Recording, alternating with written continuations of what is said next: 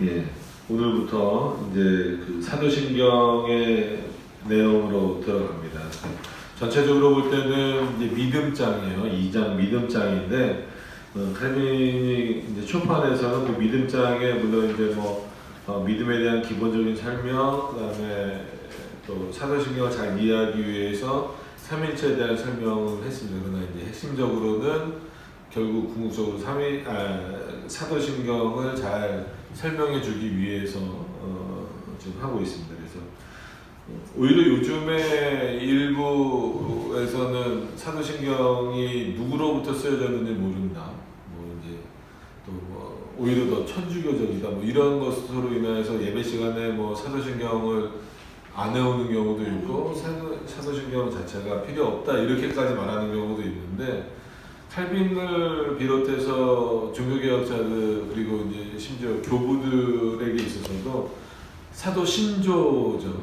그러니까 사도신경이라고 하는 내용은 똑같습니다. 사도신조 이것은 기독교의 어떤 아주 기초적인 틀로 이해되고 있습니다. 그렇기 때문에 솔직한 얘기로 정확하게 어디서 시작됐다라는 것을 모르는 건 맞아요. 그럼에도 불구하고 이 기독교의 가장 기초적이고 핵심적인 내용이 있다라고 하는 것은 또 부정할 수 없어서 이 내용을 지금 그런 근거가 없다라고 해서 확 버리는 것은 기독교 신앙의 기초가 되는 내용을 버리는 것과 똑같다라는 의미입니다. 그래서 이 사도신경은 그런 차원에서 이제 주기도문처럼, 그러니까 주기도문 아예 성경에 기록되어져 있는 내용이기 때문에 그만큼 중요한 의미가 있다라고 하는 것을 보시면서 언제든지 사도신경을 예배 때뿐만이 아니라 평상시에도 우리들의 삶에서 신앙 고백으로 늘 고백하실 수 있는 그런 모습들이 있었으면 좋겠습니다. 자, 그런 차원에서 오늘 이제 첫 번째 부분부터 보시도록 하겠습니다. 저희가 택한 교재로는 78페이지입니다. 10번부터 보시면 되죠. 사도신경의 첫 번째 부분, 전능하사 천지를 만드신 하나님 아버지를 내가 믿사오며, 이 부분에 대해서 칼빈이 이제 설명하는 부분입니다. 자, 이것으로 우리가 성부 하나님을 굳센 믿음으로 전적으로 의지하고 있음을 고백한다. 그러니까 우리는 그를 우리의 창조자뿐 아니라 창조된 모든 만물의 창조자로 인정한다. 그는 만물을 로고스와 그의 영원한 지혜, 곧 성자 및 그의 능력, 곧 성령으로 말미암아 지으셨다. 그러니까는 이런 표현에서 이제 삼일체의 표현이 다 나오고 그 위격과의 관계가 이제 표현되고 있는 겁니다. 그래서 성부가 창조자이시다라고 하는 것에 대해서 부정하는 게 아니라 성부가 혼자 창조하셨느냐, 그러니까 성부라는 한 위격만 창조하셨느냐 그것이 아니라 성자라고 하는 제2위격도 성령이라고 하는 제3위격도 전부 다 이 창조하시는 일에 동참하셨다. 같이 하신 것이다 라고 하는 거예요. 그래서 같이 했다라고 해서 또 새 하나님은 아니다라고 우리가 분명히 말씀을 드렸으니까 이런 이해를 기초적으로 하라는 차원에서 우리가 이제 앞에 삼일체를 살펴본 것처럼 칼빈이 그렇게 기록을 해놓은 겁니다. 그래서 오늘도 분명히 이거는 하나님 아버지를 내가 믿사오며 라는 표현이 나왔기 때문에 이 표현을, 그러니까 모든 표현을 다 삼일체로 이해해야 된다라고 해서 이렇게 아버지라는 표현이 나왔는데도 불구하고 이거는 삼일체입니다라고 고집을 펴서는 안 된다라는 거예요. 그러니까는 예를 들어서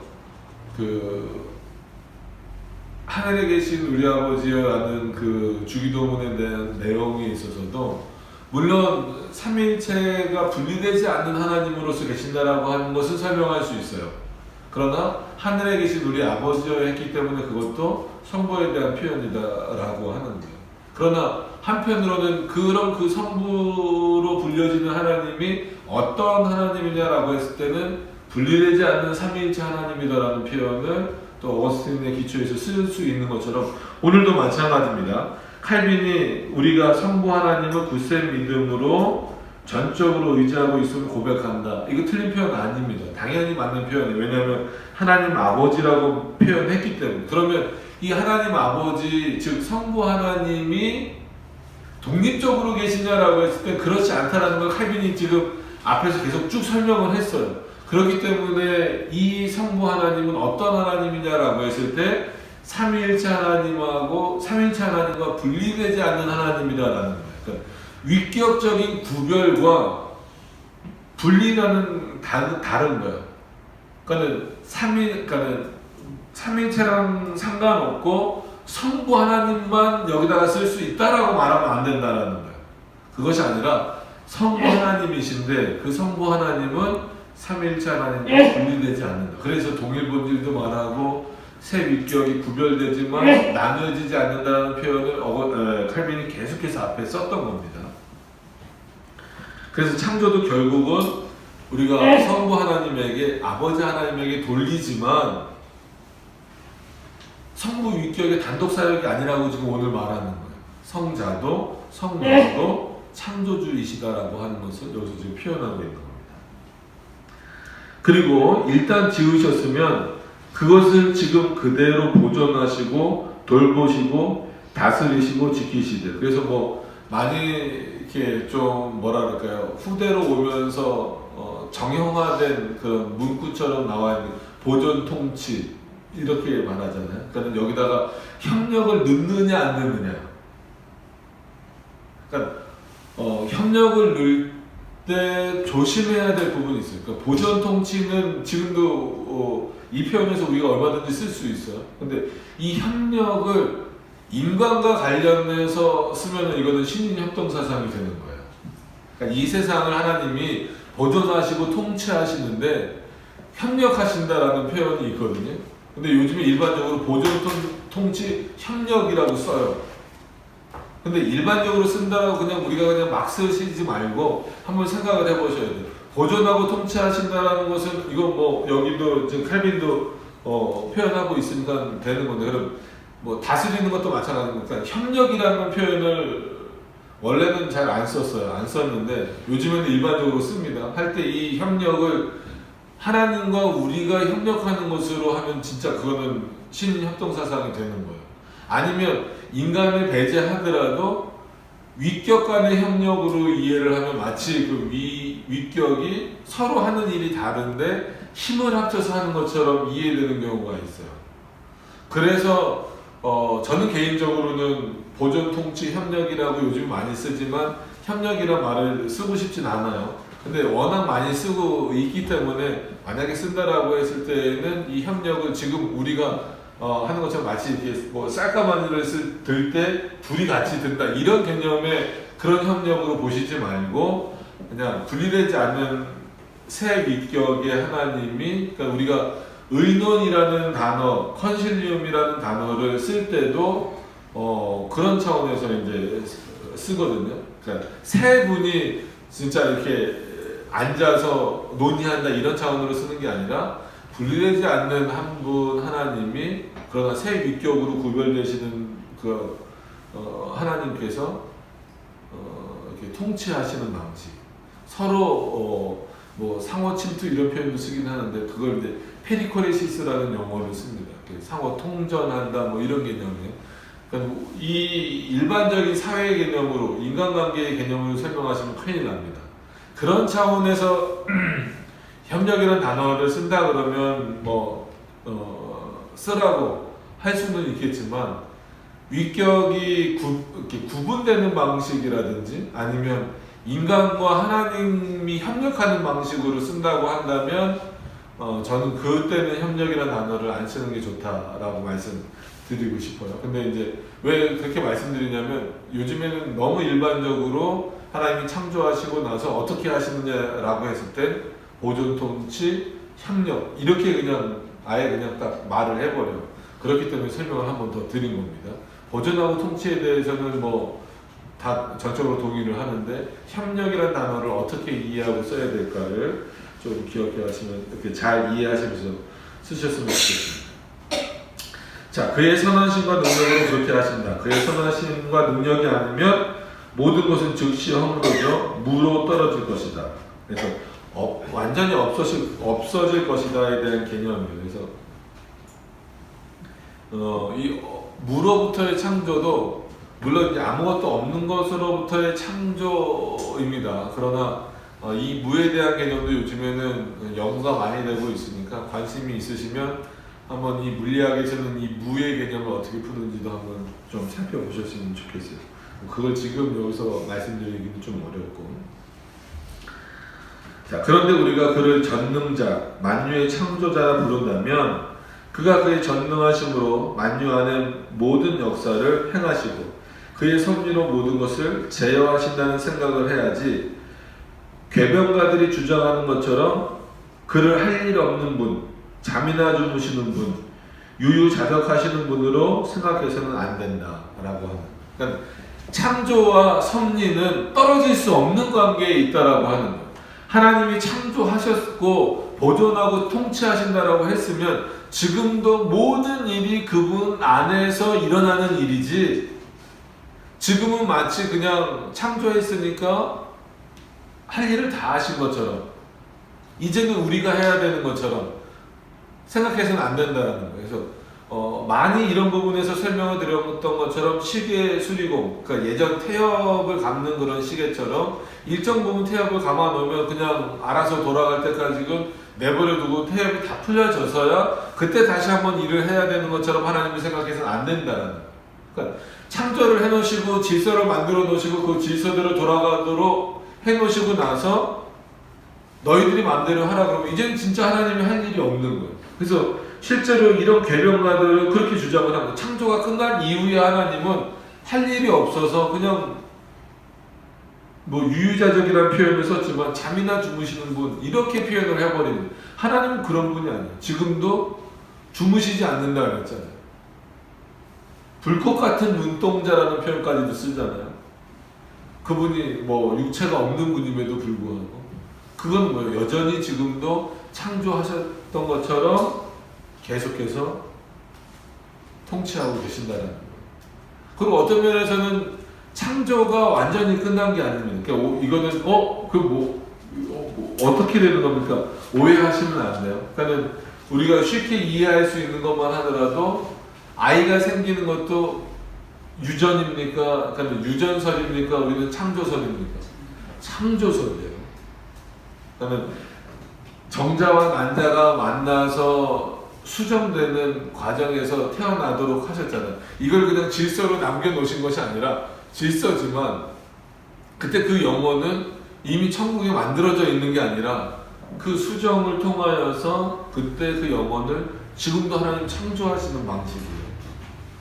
그러니까 오해하시면 안 됩니다. 그러니까 요즘에 뭐 낙태 때문에 굉장히 많이 많잖아요. 그러니까 이거를 과학적으로 그러니까 의학적으로 규정을 져서 언제부터 인간이고 언제부터 뭐 인간이 아니다 이거를 구분 짓는 것 자체가, 이거는 단순히 생명윤리 차원을 떠나서 하나님께 대한 명백한 도전이에요.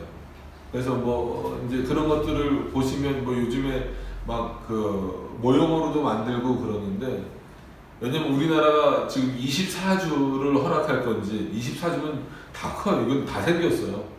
아니면 12주를 허락할 건지, 이거 갖고 지금 저기잖아요. 근데 12주만 하더라도요, 물론 눈에 보기에는 콩알만해 보이지만 한 요만하잖아요. 콩알 크기 정도 되면 요만하잖아요. 근데 이 안에 다 생겨 있어요. 눈, 코, 입도 다 있고 모든 그러니까 완벽하게 장기가 다 생기진 않아서 다 있단 말이에요. 근데 이거는 뭐 합법적으로 띄워버릴 수 있다? 이거는 진짜 살인행위나 마찬가지예요. 그러니까 거기는 물론 뭐 이제 피치 못할 것이라든지 아니면 안 좋은 일 때문에 그렇게 됐을 경우에 대한 어떤 판단이 또 좀 뒤따라야 되긴 하지만, 이런 어떤 생명을 주시는 차원에서 창조의 개념에서 봤을 때는 그건 단순히 생명을 죽이는 정도가 아니라 하나님의 창조를 거스리는 행위가 되는 거예요. 상당히 조심해야 됩니다. 그러니까 이 세상의 주류에 확 빠져버리는 게 얼마나 위험한지를 우리가 그런 부분에서도 좀 생각을 하셔야 됩니다. 자, 요즘에 이슈가 돼서 말씀을 좀 드렸고요. 넘어가서 또 보시면, 그래서 우리에게 일어나는 일은 무엇이든지 기쁜 일이든 슬픈 일이든 순탄한 일이든 힘든 일이든 육신에 속한 일이든 영혼에 속한 일이든 다 그분으로 말미암아 우리에게 일어나는 것임을 확고히 믿음으로 믿어야 합니다. 정말 중요한 표현입니다. 이게 성경 각주가 달리진 않았지만 로마서에 그대로 나오는 표현이잖아요. 그리고 한 가지 더 말씀드리는 건 우리가 점심시간에 잠깐 나눴던 얘기지만 믿음.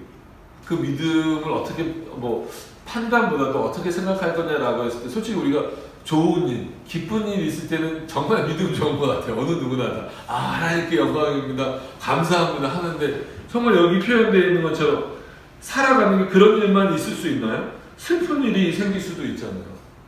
힘든 일이 생길 수도 있잖아요. 그랬을 때 이 모든 것도 하나님 안에서 일어난 일이다라고 하는 것을 생각할 때 이거는 하나님을 원망하라고 이렇게 표현한 게 아니잖아요. 하나님의 주권을 표현하는 것이면서 동시에 그렇기 때문에 하나님을 더 의지하고 하나님을 바라보고 하나님께서 이런 일들을 우리에게 허락하신 이유가 뭘까를 더 분명히 생각해야 된다라는 거예요. 그래야 그게 우리가 기쁘고 슬프지 않을 수 없어요. 감정의 존재이기 때문에. 동물이랬나? 죄송합니다. 존재이기 때문에. 그걸 하나님 앞에 숨길 수도 없어. 숨겨지나요? 그게 숨겨지지도 않습니다. 그럼 그런 상황이 닥쳤을 때 오히려 그대로 내어놓으면, 하나님 앞에 내놓으면서 힘들고 어려운 부분들을 오히려 내놓으면서 원망이 아니라 그것이 하나님의 주권 아래 이루어졌다라고 한다면 오히려 그분을 더 의지하는 방식으로, 그분이 허락하신 일이기 때문에 결국은 그분이 해결하셔야만 되는 일이라는 거예요. 그렇기 때문에 그 하나님께 더 내어놓고 간구할 수밖에 없는 겁니다. 그래서 이거는 단순히 하나님의 주권적인 표현만 나와 있는 것이 아니라 그 주권을 인정한다라는 건 뭐예요? 인정하기 때문에 그분께 더 의지하고 그분만 바라보는 게 우리의 참된 믿음이다라고 하는 것을 더 확인하시기를 바랍니다. 그래서 그게 여기서도 칼빈이 뭐라고, 이게 확고한 믿음이다.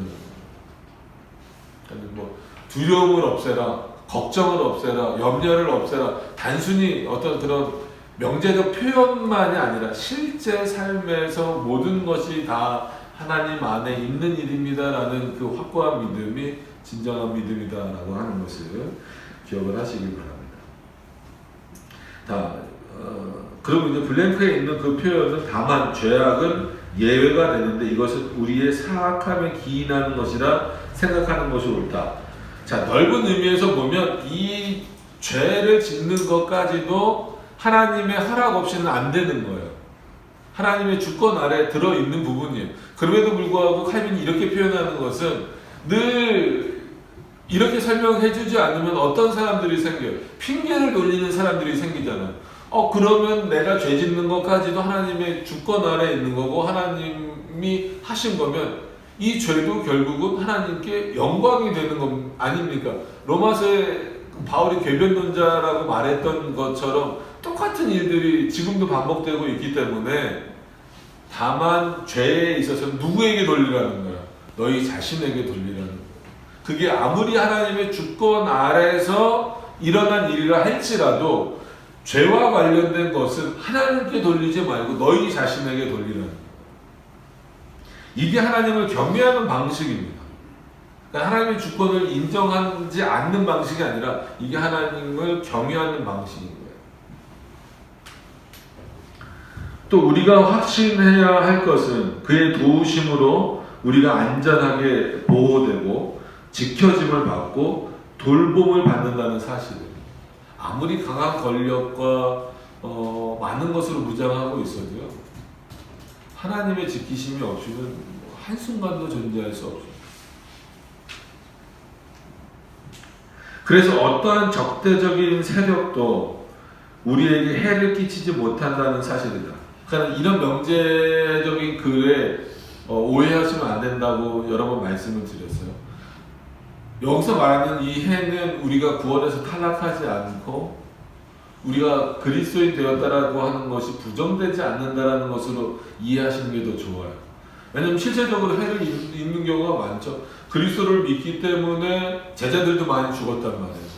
지금도 여전히 순교가 일어나고 있단 말이에요. 꼭 순교까지 가지 않는다 할지라도 우리가 그리스도인 된 것 때문에 손해를 보는 일, 피해를 보는 일들이 있다는 거죠. 근데 우리가 그걸 손해본다, 피해본다라고 생각하시면 안 되는 거예요. 그거야말로 그것도 참된 믿음이 아니다라는 거예요. 그거는 그리스도인으로서 마땅히 여겨져야 될, 그냥 우리가 감내하고 지나가야 될, 왜냐하면 우리는 더 큰 은혜를 이미 받은 자로 살아가고 있기 때문에 그렇다라는 거예요. 여러분들이 그런 부분들을 잘 기억하셨으면 좋겠습니다. 그래서 우리는 모든 것을 그분의 손에 의해 그분의 손을 통해 받고 있으므로 하나님으로 말미암아 우리에게 일어나는 모든 일은 다 합력하여 선을 이루는 것이다 라고 하는 거예요. 그러니까 이거는 절대 코오퍼레이션, 즉 신인협력 사상이 아니라는 거예요. 하나님이 우리를 통하여서 선한 일을 이루어 나가시는 방식이에요. 어떨 때는 유리하게, 어떨 때는 불리하게 보이는 것이 보통이라 해도 말이다. 그러니까 우리에게 좋게 보일 때도 있고 우리에게 불리해 보이는 일이라 할지라도 모든 것이 하나님의 주권 아래에서 그렇게 이루어지고 있다라고 하는 겁니다. 정말이지 이 모든 일이 우리에게 일어나는 것은 그분으로 말미암은 것인데 우리에게 무슨 자격이나 이런 은혜를 받을 만한 공로가 있어서가 아니다. 그러니까 너무 익숙한 표현이잖아요. 어디서 이런 표현이 있을까라고 생각해 보면은 거의 로마서, 뭐 성경 전체지만 로마서에서 주로 이런 표현들이 많이 나오잖아요.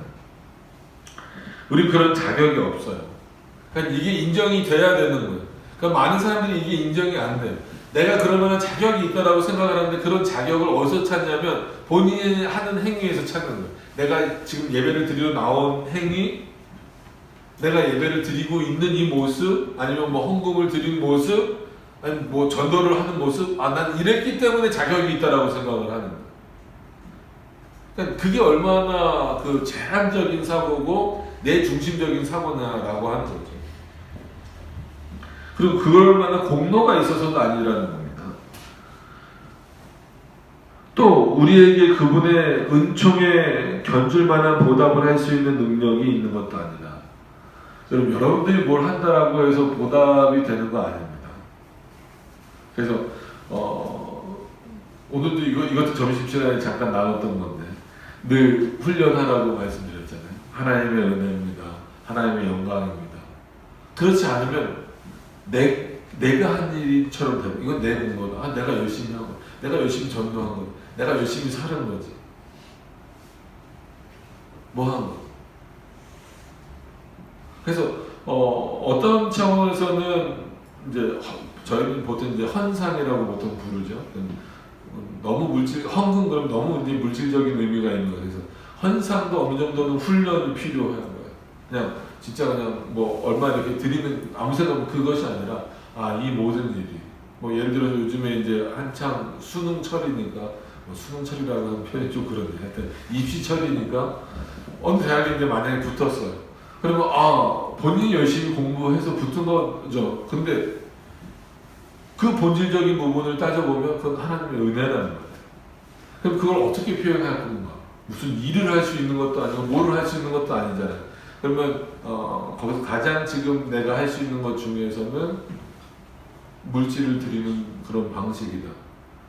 이거를 헌금 강요라고 생각하시면 안 되는. 그래서 우리가 단순히 11조만 이렇게 띄어서 하나님 앞에 드리는 것 이것만 뭐 구별되는 것처럼 생각하는데 그렇지 않은 모든 일을 그렇게 감사로서 드릴 수 있는 그런 게 이제 훈련인 거예요. 그런 훈련이 필요한 거죠.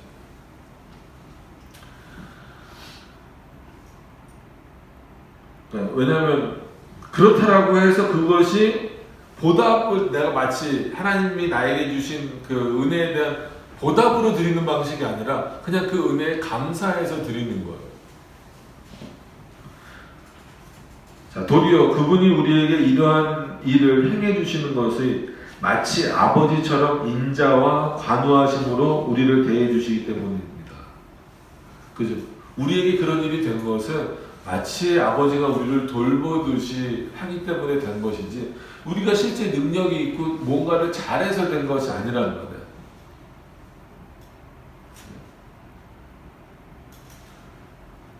저도 아들 둘이 있지만 물론 얘네들이 잘할 때도 있지만 무조건 잘할 때만 주는 게 아니고 못할 때도 다 줘요. 그리고 너의 일이다라고 해주잖아요. 그런 부분들을 우리가 깊이 생각해 보지 못하면 사람 관계에서도 그런데 하나님과의 관계에서 감히 우리 자녀를 만들 수 있을까? 한번 깊이 생각해 보셔야 돼요. 자, 이렇게 해주시는 유일한 이유는 그의 선하심 때문이다. 하나님이 신실하신 분이기 때문에, 신실하고 미쁘신 분이기 때문에 그렇게 하신다라는 거예요.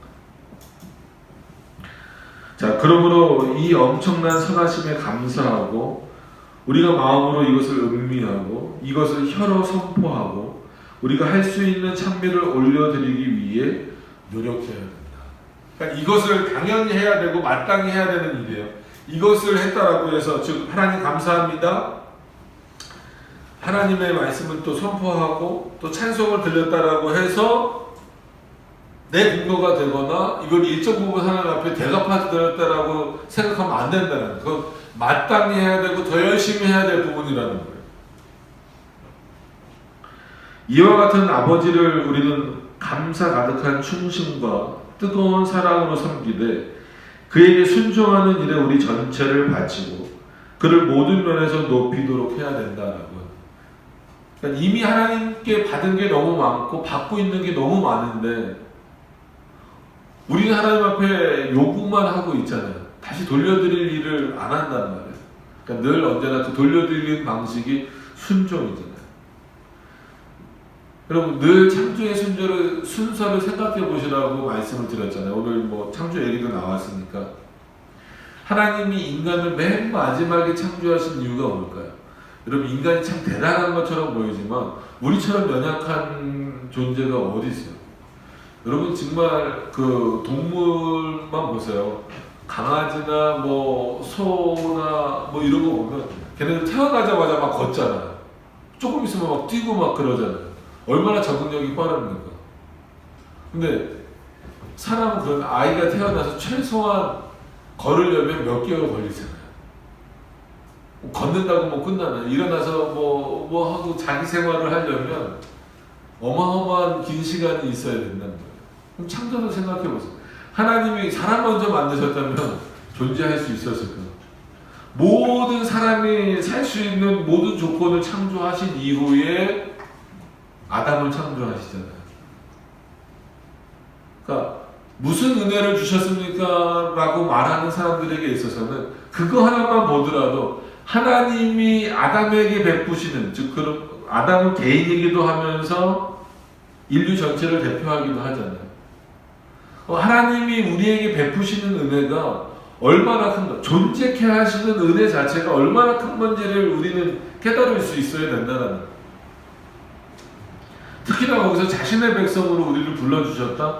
이거는 뭐 더 이상 표현을 할 필요가 없을 만큼의 은혜를 우리는 받은 거란 말이에요.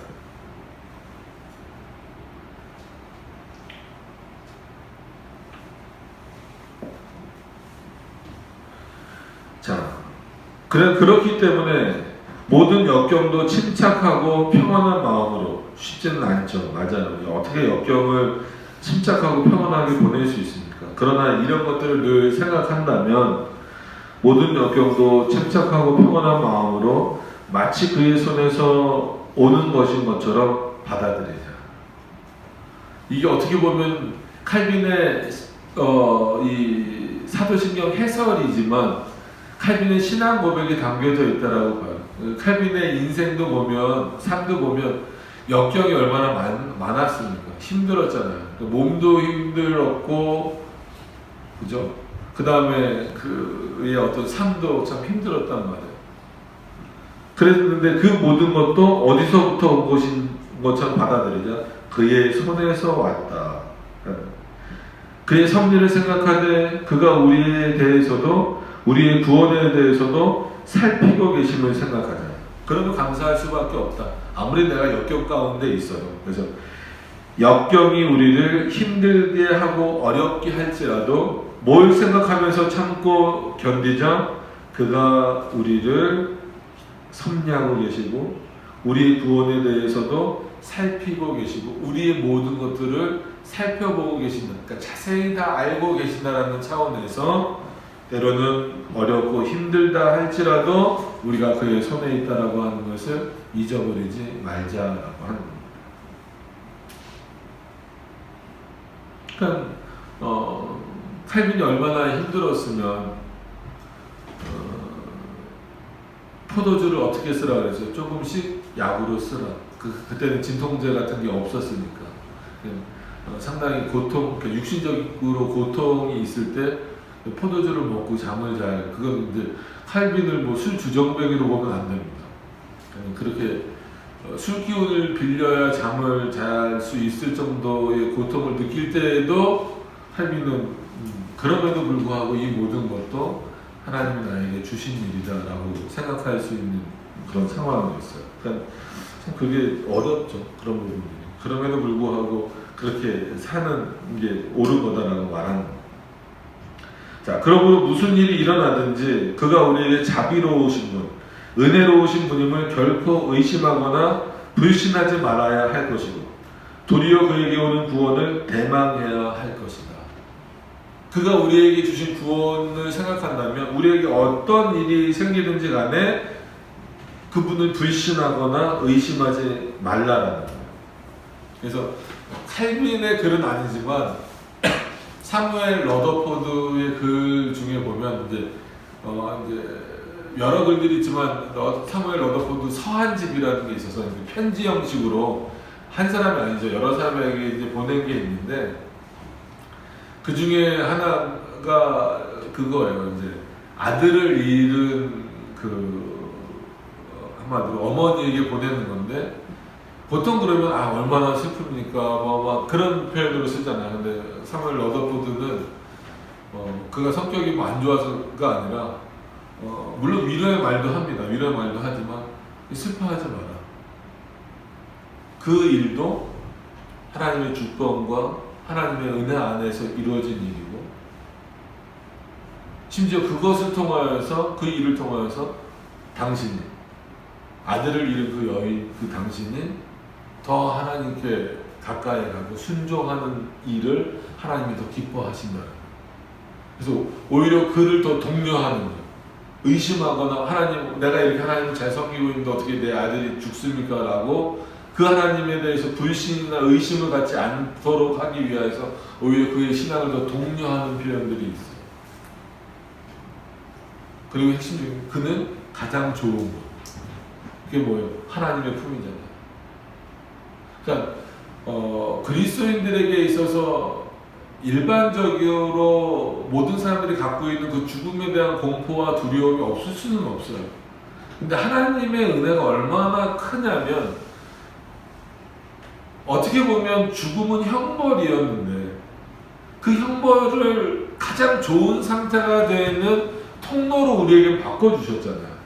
그러니까 이 땅에서 성화의 과정을 가다가 우리가 완전히 영화롭게 되는 상태는 어떤 상태입니까? 육신을 벗어버리는 상태, 즉 죽음의 상태잖아요. 근데 이 죽음은 아담과 하와가 타락하면서 형벌로 주어진 거란 말이에요. 근데 이 형벌, 그래서 창세기의 전체 주제를 악을 선으로 바꾸시는 하나님이라고 말씀을 드린 이유가 분명히 죽음이 어떻게 보면은 그 형벌로 주어진 거니까 악에 들어갈 수 있는 내용이잖아요. 그래서 유기자들에게는 진짜 그 죽음은 형벌이에요. 근데 우리에게 있어서는 물론 이 땅에서의 죽음은 여전히 두려운 거예요. 그렇다고 죽음을 즐거워하는 사람은 아무도 없고 죽음을 뭐 기다리는 사람도 없잖아요. 여러분 죽음 기다리고 계십니까? 그러지 않잖아요. 하루라도 더 살고 싶잖아요. 당연한 겁니다. 그럼에도 불구하고 우리들에게 있어서는 이 죽음이 어떤 상태가 되도록 하시느냐? 영화의 상태가, 영원한 상태, 그러니까 영원히 더 좋아지는 상태가 되도록 하시는 거예요. 그게 우리에게 위로가 되는 거예요.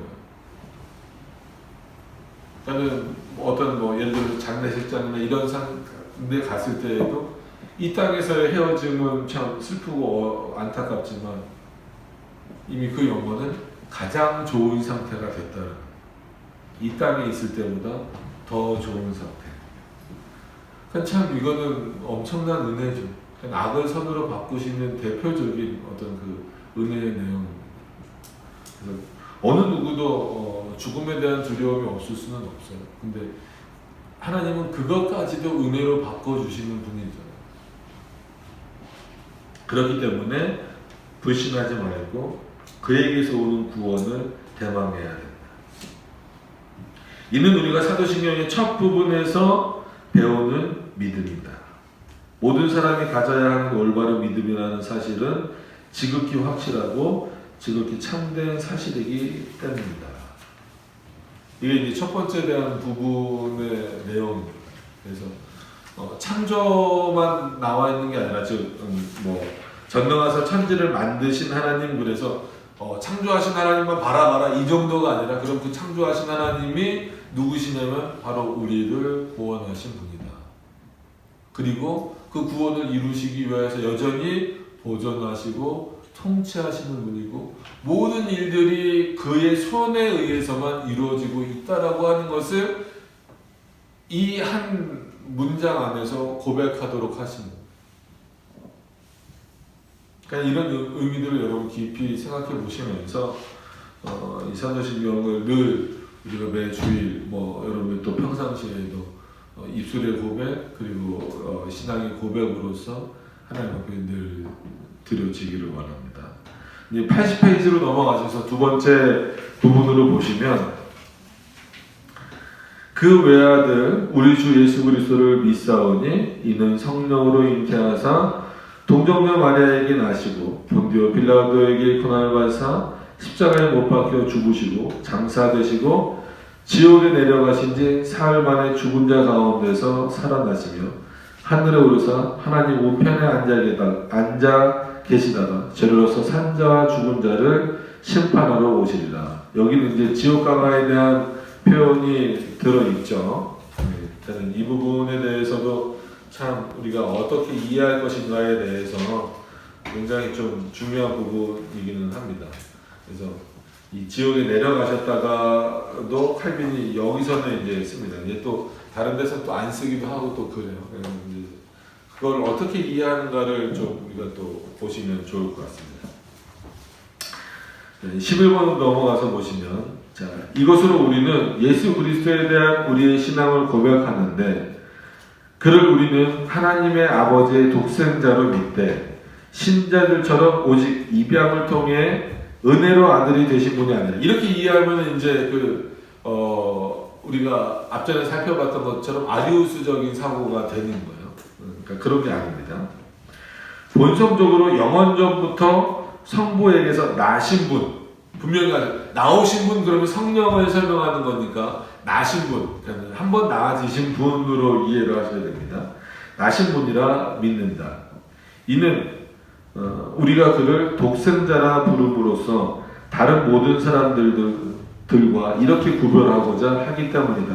그러니까 우리는 죽을 수밖에 없는 죄의 상태에서 그리스도의 의로 그리스도의 우리를 위해서 죽으신 그 구원의 은혜로 말미암아, 그리고 그의 의의 정가로 말미암아 하나님의 자녀가 된 것이고, 예수 그리스도는 원래부터 하나님으로 존재하셨고 또 성부의 아들로 존재하셨다는, 그로부터 나아지신 방식으로 늘 영원전부터, 그러니까 그 시작과 끝도 없는 거예요.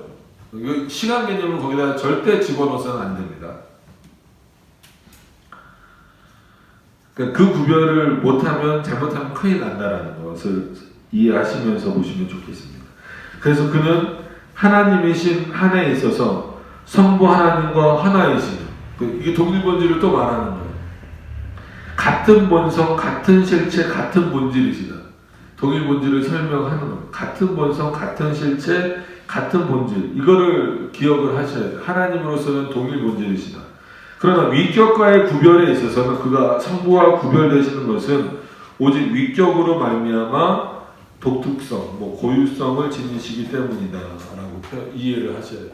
그러니까 위격의 구별과 동일본질을 오해하셔도 안 됩니다. 그러니까 동일본질은 동일본질대로 이해를 하시면서 완전하신 하나님으로서 성부와 성자는 모든 부분에 있어서 동일하시다라고 하는 것을 이해하시면서 그럼에도 불구하고 위격적으로는 성부와 성자는 같지 않다라는 이 구별을 꼭 인식하셔야 된다는 거예요. 그럼 위격적으로는 크고 작으냐? 그렇지는 않아요. 그런 어떤 그 순서로 나눠진 것은 아니다라는 거예요. 자, 그런데 인간의 지혜에 속하는 것은 무엇이든 여기에 복종하되 마치 포로로 잡혀 있는 것처럼 되어야 마땅하다. 그러니까 인간에게 속해 있는 인간에서 나오는 것은 그거는 그리스도에게 즉 하나님에게 속해 있는 것이지 그걸 마치 하나님을 뛰어넘을 수 있는 것처럼 생각하면 안 된다는 거예요. 자, 이처럼 이건 즉 뭐냐면 삼위일체를 생각하는 데 있어서 인간의 지혜, 그러니까 인간의 이성으로 생각하면 안 된다라는 겁니다. 그 이후에 이렇게 표현하잖아요. 이처럼 신비로운 분은 호기심 때문에 짓거리거나 망설이는 일 전혀 없이 경배해야 된다라고 하는 거예요. 그러니까 칼빈이 이럴 때는 좀 표현이 강하죠. 함부로 그리스도에 대해서 오해하는 말을 짓거리지 말라는 거예요. 아리우스처럼 종속된다라든지 뭐 사빌리우스처럼 그렇게 뭐 구별이 안 된다는 그렇게 표현해서는 그거는 너네의 그 호기심 때문에 함부로 말해서는 안 된다는 거예요. 그리고 분명한 것에 대해서도 말을 못하는 부분이 생겨서는 안 된다는 거예요. 그의 신비는 인간의 지각 능력을 한참이나 초월한다. 당연한 겁니다. 우리의 지각이나 능력으로 삼일체를 이해한다, 예수 그리스도를 이해한다. 어떻게 동시에 하나님이시면서 동시에 인간이 될 수 있어요? 그거는 불가능하잖아요. 그러니까 우리의 이성으로 봤을 때는 그렇기 때문에 불가능하다라고 바로 말하지 말라는 거예요. 하나님 그걸 뛰어넘으시는 분이니까. 그래서 이 부분에 대해서 우리가 성경으로부터 가르침을 받는 것 외에 그 어떠한 그러니까 이게 그거를 뭔가 파고들려고 하거나 생각하거나 말하지 않으려면 이단들의 사례를 통해 두려운 마음을 지니는 것이 필요한 것이다. 그러니까 삼위일체 그리고 그리스도에 대해서 이해하는 유일한 방식은 어디라는 거예요? 성경을 통해서 아는 것밖에 없다는 거예요. 그 외에 다른 걸로 자꾸 알려고 해서 혼돈을 일으키지 말라는 거예요. 그러니까 이거는 교리를 부정하는 게 아닙니다. 그 성경을 잘 정리해 놓은 내용이 삼일체에 대한 내용이니까, 어거스틴 삼일체 내용이니까요.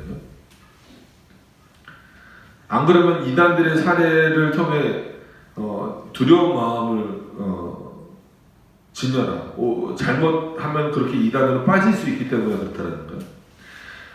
왜냐하면 이단들은 자기네들의 생각을 많이 펼치려다가 급전직하 혼란 속으로 빠져들었기 때문에 그렇다는 거예요. 그러니까 이단들을 보면서 두려운 마음을 가지라는 거예요. 나도 그냥 함부로 생각하면 잘못 생각하면 저런 위험에 빠질 수 있겠구나. 그러지 않기 위해서는 하나님의 말씀이 뭐라고 말하는지를 분명히 잘 이해해야 되겠구나. 이렇게 생각해야 된다는 거예요. 자, 그러므로 성자 하나님은 성부 하나님과 하나이시고 동일본질이시므로 우리는 그를 참 하나님이시요 천지의 창조주이시라 여긴다. 여기 분명히 나오죠. 분명히 지금 앞에서 전능하사 천지를 만드신 하나님 아버지여 라고 했을 때 성부 하나님으로 호칭하면서 그분을 누구라고 그랬어요? 창조주라고 불렀잖아요.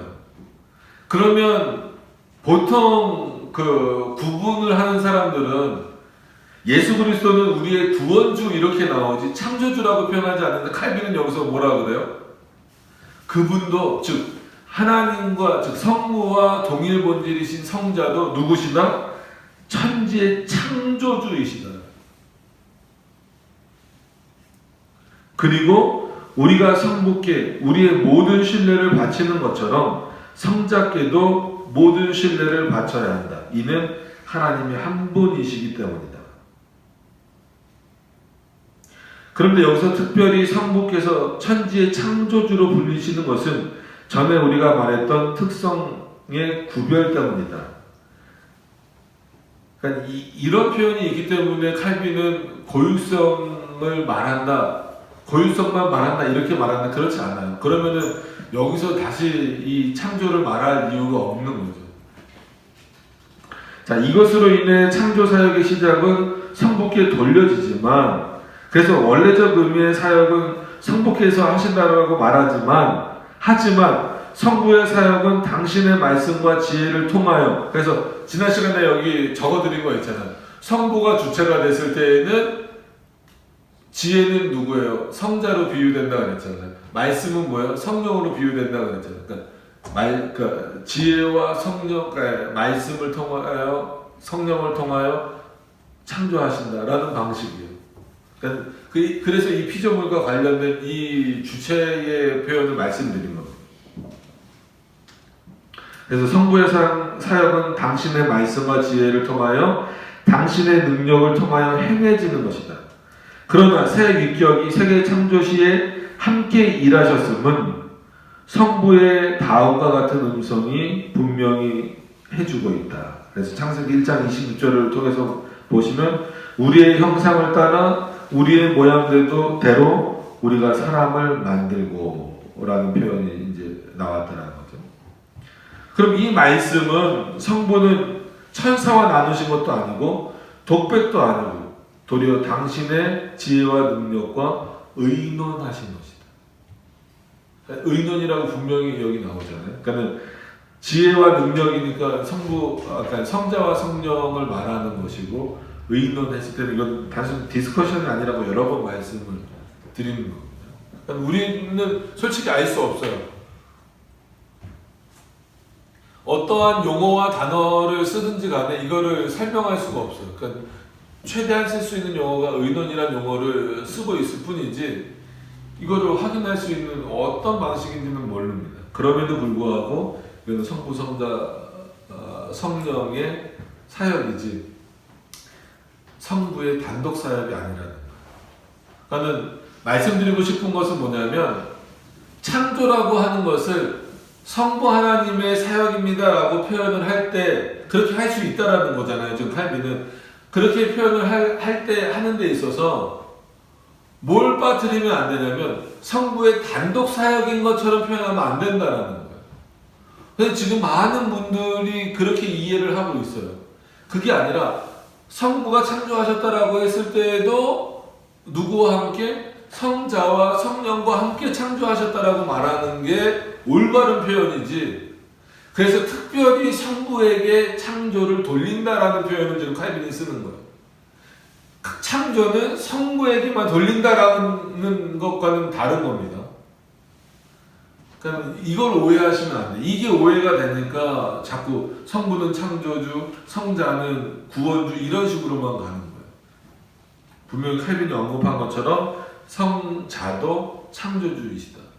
그러나 대표적으로 우리가 표현을 할 때 성부에게 창조의 내용을 돌린다라고 하는 거죠. 자, 우리는 또 그리스도가 우리 때문에 다음과 같은 일을 행하셨다고 믿고 고백한다. 즉, 우리는 마귀에게 붙들려 있었는데 그가 우리를 마귀의 압제에서 풀어주셨고, 우리가 죄의 사슬에 매여 있었는데 그 사슬에서 풀어주셨고, 우리가 죽음의 노예 상태에 내몰려 있는데 육신과 영혼의 죽음에서 풀어주셨고, 그죠? 그러니까 영혼만 구원하셨다라고 말하면 안 됩니다. 이렇게 표현하는 사람들도 또 있어요. 그래서 육신은 타락한 거다. 이렇게 영혼이 타락했다. 영혼만 구원하셨다. 이런 사람들도 있는데 그것도 잘못된 겁니다. 우리 육신도 구원하신 거예요. 영원한 형벌을 받게 되었던 우리를 풀어주셨다. 우리에게는 그러한 상태 내지 처지에서 풀려나거나 벗어날 능력이 없었지만, 당연히 없죠. 우리 스스로 어떻게 죄악에서 이 사단에게서 풀려날 수 있습니까? 안 된다는 거예요. 하나님의 인자하심과 자비하심 때문에 그가 아버지의 보내심을 받아 우리에게로 강림하사 우리의 육신을 입으시고 이를 그의 신성과 결합시키셨다. 그래서 이거를 혼합이라고 생각하시면 안 된다라고 여러 번 말씀드렸습니다. 완전하신 하나님이시면서 완전하신 인간이시다라고 하는 거예요. 그래서 우리의 중보자가 되셔야 했던 분이 참 신인, 즉 참 하나님과 참 인간이시다라는 것이죠. 그래서 참 신인이라는 사실은 우리를 위해 매우 중요하다라고 하는 겁니다. 우리의 죄가 우리와 우리 사이에, 우리 하나님 사이를 구름처럼 가로막고 있어서 모든 것이 붕괴되었는데 누가 그 하나님께 가까이 갈 수 있는가? 사람이 그렇게 할 수 있는가? 할 수 없다는 거예요. 하지만 모든 사람이 자기 조상 아담처럼 하나님의 목전에서 두려워 떨었다라고 하는 그런 관계가 됐다라는 거죠. 천사가 그렇게 할 수 있는가? 천사도 못한다는 거예요. 천사들도 그들의 하나님과 연결되기 위해서 머리 역할 하실 분이 필요하였다라고 하는 거예요. 그렇다면 무엇이 필요한가라고 했을 때 존귀하신 하나님의 몸소 우리에게로 내려오시지 않는 한 절망할 수밖에 없는 문제야. 그러니까 그런 표현을 많이 들어보셨죠. 왜 그리스도가 인간이 되셔야 했는가? 그거에 대한 답변이잖아요. 칼빈이 지금 하는 답변이. 사람이 할 수 있느냐? 안 된다. 천사가 할 수 있느냐? 안 된다. 하나님 자신이 인간이 되시지 않고는 도저히 우리를 죄에서 구원하실 길은 없다라는 거예요. 이는 우리에게 올라가는 것은 불가능한 일이었기 때문이다. 그래서 하나님의 아들이 우리를 위해 임마누엘, 곧 우리와 함께 계시는 하나님이 되신 것이다 라고 합니다. 또한 우리의 82페이지로 가서 보시면 또한 우리의 비천함은 하나님의 존귀하심과 모든 면에서 맞지 않으므로 이제껏 그 누가 감히 하나님이 자기 가까이 계시고 자기와 함께 거하시고 자기 곁에 계심을 제대로 믿을 수 있었겠는가? 그렇기 때문에 하나님 자신의 신성을 우리와 연합시키신 것처럼 우리의 인성을 당신의, 즉 하나님 자신의 그리스도의 신성에 연합시키지 않았다면 그가 우리와 아주 가까이 계신다는 사실이나 아주 친밀하신 분이라는 사실을 제대로 믿기 어렵다라고 합니다. 그래서 바울은 그를 우리의 중보자로 소개하면서 그를 명백히 사람이라 칭했다라고 하는 겁니다. 예수 그리스도가 인간이 되셔야 했던 이유에 대해서 계속 지금 설명을 하고 있는 그런 내용입니다. 그래서 하나님은 한 분이시요 또 하나님과 사람 사이의 중보도 한 분이시니 곧 사람이신 그리스도 예수라라는 표현이죠. 자, 바울은 하나님이라는 말을 할 수 있었다. 그는 하나님이라는 말을 생략한 것처럼 사람이라는 말도 생략할 수 있었다라는 거예요. 그리스도 앞에 있는 이 표현은. 하지만 그는 우리의 연약함을 알았기 때문에 우리가 어디서 중보를 찾아야 할지, 어떻게 하면 그에게 이룰 수 있는지 하는 문제로 고생하지 않게 하기 위하여서 즉시 사람이라는 말을 덧붙였다라는 거예요. 그래서 그는 너희 가까이 계신다. 정말 손이 닿을 수 있는 곳에 계신다. 그는 너희 고륙이다 라고 하는 것. 이런 표현이 있다는 거예요. 바울은 바로 이 점을 지적하기 위하여 다른 곳에서 보다 명확하게 말을 하는데 히브리서 4장 15절에 보면 우리에게 있는 대제사장은 우리의 연약함은 체휼하지 아니하는 자가 아니요 모든 일에 우리와 한결같이 시험을 받은 자로 돼 죄는 없으시느니라. 우리 때문에 모든 고통과 고난과 이런 것들을 다 당하셨지만 정작 그분은 죄가 없으시다라는 거예요. 그럼 우리와 같은 고난과 고통을 당하시기 위해서는 그는 완전히 인간이셔야만 됐다라는 거예요.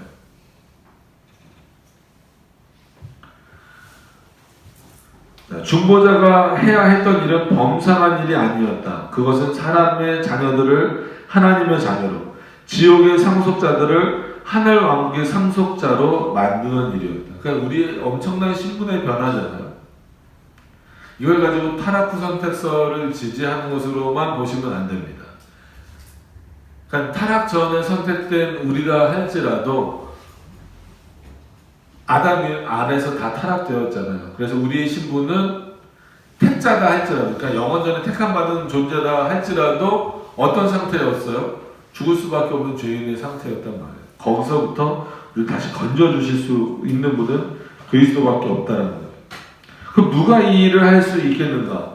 하나님의 아들이 사람이 되사 우리 것을 취하시고 당신의 것을 우리에게 넘겨주시지 않았다면 그렇게 될 수 없다는 거예요. 그는 본성상 당신께 속한 것을 은혜로 우리의 것이 되게 하셨다. 너무나 감사한 거죠. 그러니까 우리의 것을 취하셨다라는 건 뭐예요? 죄를 담당하셨다라는 겁니다. 그러니까 인간이 되셨다라는 말도 되지만 죄를 담당하시고 당신의 것을 우리에게 넘겨주셨다라고 하는 것은 신성을 우리에게 주셨다 이렇게 이해하면 안 돼요. 그게 아니라 그의 의를 우리에게 주셨다라고 하는 겁니다. 그래서 그는 본성상 당신에게 속한 것을 은혜로 우리의 것이 되게 하셨다. 그래서 칭이라고 하는 것도 뭐예요? 그리스도의 의의 정감입니다. 그러니까 그리스도의 의를 우리 것이 되도록 해주셨다라는 거예요. 그러니까 그게 감사한 거죠. 우리 안에서 의가 나올 수 없잖아요. 그러니까 우리가 의롭게 되지 않으면 하나님의 나라에 갈 수 없는데. 그러니까 이것만 보더라도 그게 얼마나 감사한 건지 알게 되는 거죠. 그러니까 이 의를 받기 위해서는 결국은 그리스도의 능동적이고 수동적인 어떤 순종도 다 포함되어져 있는 겁니다.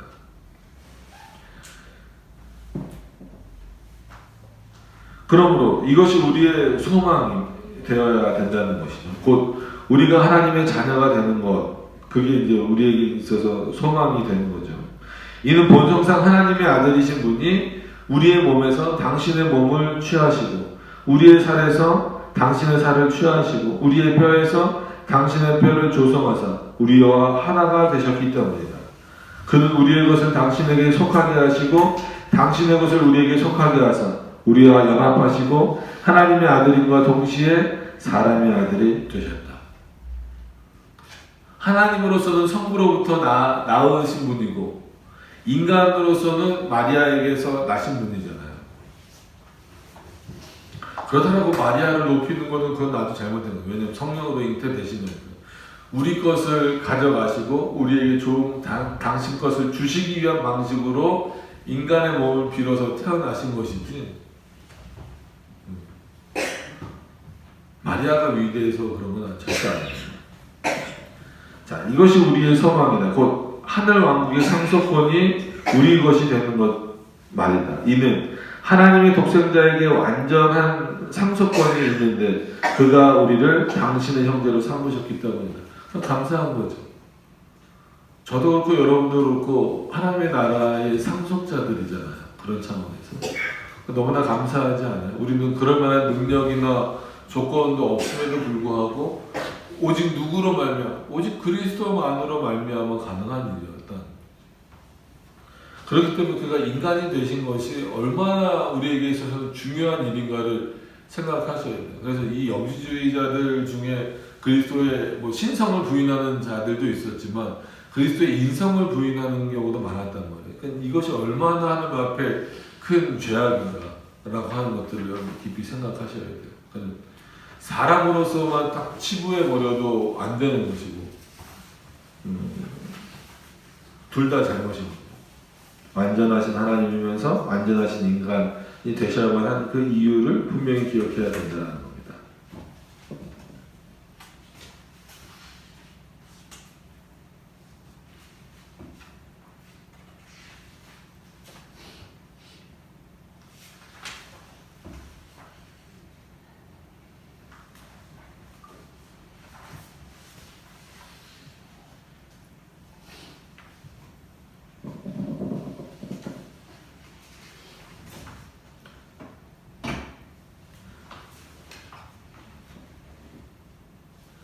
자, 일단 오늘 시간이 좀 가서 일단 여기에 체크를 좀 해두시고 단락이 아직 다 끝나진 않았지만 저희 이제 페이지 수로 83장을 다음 주에 할 건데 지금 끝나는 것은 아니고요. 좀 궁금해하시는 부분들이 많아서 그러니까 왜냐면 지금 우리가 고백하는 사도신경에는 지옥 강화 내용이 없단 말이에요. 근데 칼빈도 기독교 강요에 그렇고 또 이제 본문에 들어있는 본문도 있고 없는 본문도 있는데 있는 본문이 있어서 많은 분들이 그럼 왜 우리는 지옥 강화를 그렇게 고백하지 않습니까? 라고 하는데 그것에 대해서 어떻게 지금 설명하고 있는가를 보시면 왜 지금 또 안 하고 있는지에 대해서도 또 이해를 하실 수 있을 것 같아서 이제 좀 넘어가셔서 자 89페이지로 우리 교재로 갖고 있는 89페이지로 한번 가서 보세요. 이제 그 다음 시간에 83장부터 하면서 좀 또 계속 이어서 한 번 더 볼 겁니다. 보지만 좀 궁금해 하실 수 있어서 한 번 더 보겠습니다. 89페이지 15절입니다. 89페이지 15절에 가서 보시면 그런데 그가 지옥에 내려가셨다라는 것은 즉 지옥 강화에 대해서 이제 설명을 하는 거예요. 지옥 강화의 표현에 대해서 그가 하나님의 치심을 받았다는 것, 치심은 하나님으로부터 이제 형벌을 받았다라는 것, 하나님의 심판의 무서움과 심각성을 느꼈다라는 것을 의미한다. 그러니까는 왜 하나님으로부터 형벌을 받았습니까? 라고 했을 때 이거는 그리스도가 죄가 있어서가 아니라는 거예요. 그러니까 우리의 죄를 담당하셨기 때문에 그것에 대해서 형벌을 대신 받으시는 것이지 그리스도 자신의 죄 때문은 아니라는 거죠. 그것이 얼마나 즉 그렇기 때문에 그것은 하나님이 치셨다라는 그리스도를 직접 치셨다라는 것이 아니라 그의 심판이 얼마나 무섭고 심각한 것인가를 알게 하기 위함이다라고 하는 겁니다. 그리고 넘어가서 보시면 이는 하나님의 진노를 진정시키고 하나님의 의를 우리의 이름에 만족시키기 위함이었다. 그리하여 빚을 갖고 형벌을 당하셨는데 그것은 당신께 무슨 죄가 있어서가 아니라 우리 죄 때문이었다. 즉 당신께는 전혀 죄가 없다라고 하는 거예요.